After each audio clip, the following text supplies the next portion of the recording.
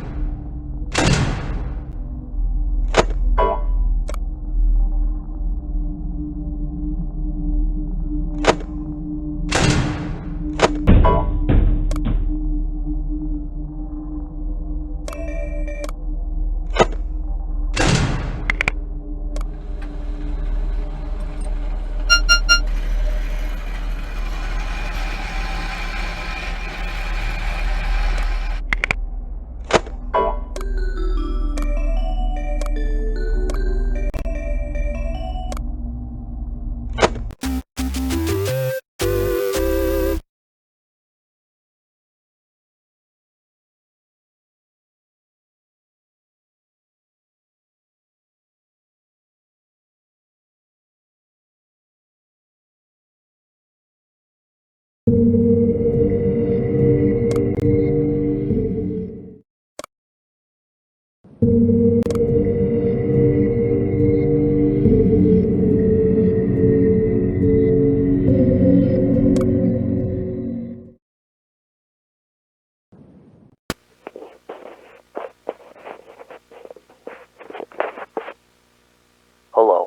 The purpose of these video recordings is to test and observe certain behaviors in our animatronics following the recent incident. This footage is for my eyes only, so if you aren't me, I strongly recommend you put this recording back where you found it and never return. Doing so in this order will provide the least amount of penalties to your position here. I will give you a few seconds to turn this recording off.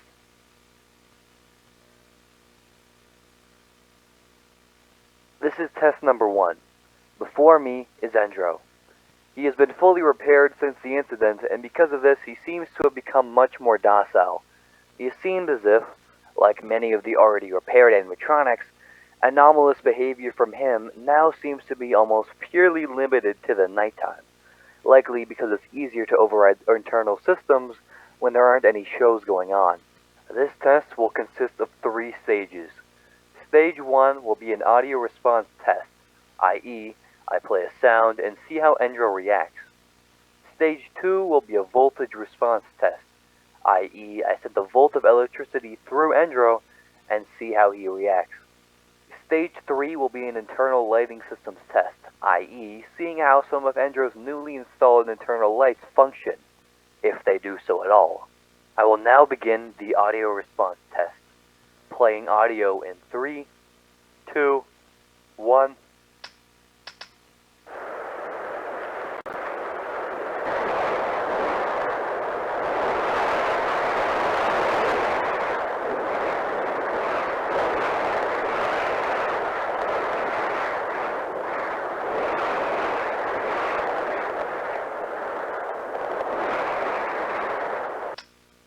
Subject seems unresponsive to audio stimuli.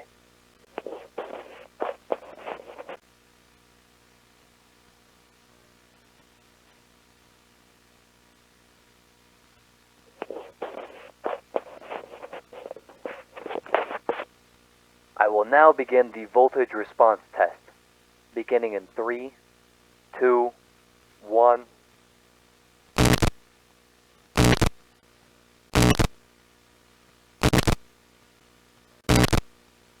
Subject seems mostly unresponsive to electric stimuli. Only light movements observed, which likely have nothing to do with aforementioned anomalous behaviors. I will now begin the lighting systems test. I'm most interested in this test. Since we installed those internal lights in the Endro, they've never functioned quite right.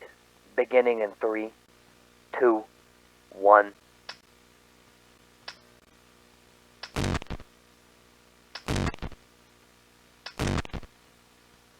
This last one isn't turning.